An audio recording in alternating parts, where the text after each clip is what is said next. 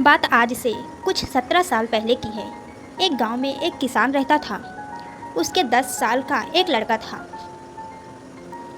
जिसका नाम जगदीश था। उस समय जगदीश की उम्र कुछ 8 वर्ष की थी। पिता घर का खर्चा चलाने के लिए खेतों में काम करते थे।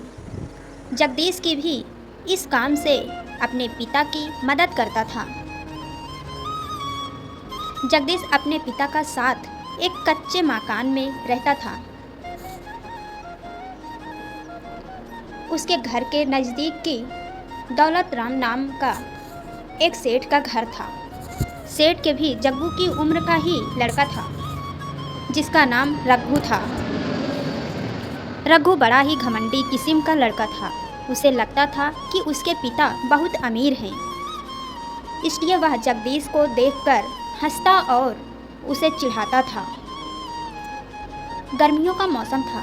कड़ी धूप। मई के महीने में सूरज आग उगल रहा था। इतनी तेज धूप में जगदीश और उसके पिता खेत में काम कर रहे थे।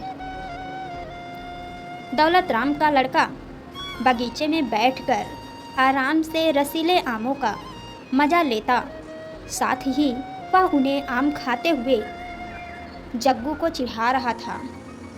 यही नहीं, वह आम खाकर गुठलियाँ जग्गू के घर में फेंक देता। इससे जग्गू को गुस्सा आता और वह भी उन गुठलियों को उठाकर वापस रघु के घर में फेंक देता। ऐसा कई दिनों तक चलता रहा और दोनों के बीच कई बार झगड़े हुए, लेकिन यह सिलसिला तो चलता रहता था।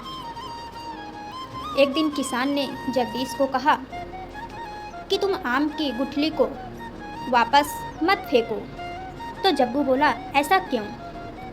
गरीब किसान को एक आइडिया आया कि वह इन गुठलियों को अपने खेत में उगाएंगे। जब रघु आम की गुठलियों को उठाता तो वह ले जाकर इन गुठलियों को अपने खेत में उगा देता। रघु अब भी आम की गुठलियों को जग्गू के घर पर फेंकता था, लेकिन अब जग्गू उन्हें वापस फेंकने की बजाय उनको खेतों में उगा देता। उसने कई गुठलियों को अपने खेत में गाड़ दिया। अब बस उसे पेड़ों को बड़ा होने का इंतज़ार था। मौसम बदल गया और बारिश का मौसम आया। ऐसे ही कई मौसम बदलते गए और 17 साल बाद यानी आज जग्गू आम का बहुत बड़ा व्यापारी बन गया है।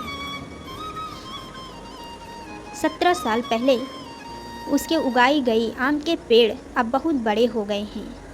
उन पर मीठे मीठे आम आने लग गए हैं। जग्गू उन्हें बाजार में बेचकर अपने व्यापार को बड़ा कर रहा है।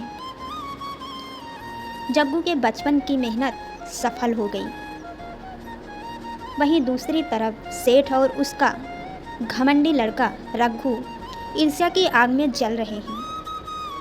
वह जो कुछ सालों पहले जब ऊपर हंसते थे, वह आज उनके नीचे काम करते हैं। तो दोस्तों, इस कहानी से हमें यही सीख मिलती है कि कभी भी किसी की खराब परिस्थितियों का मजाक नहीं बनाना चाहिए।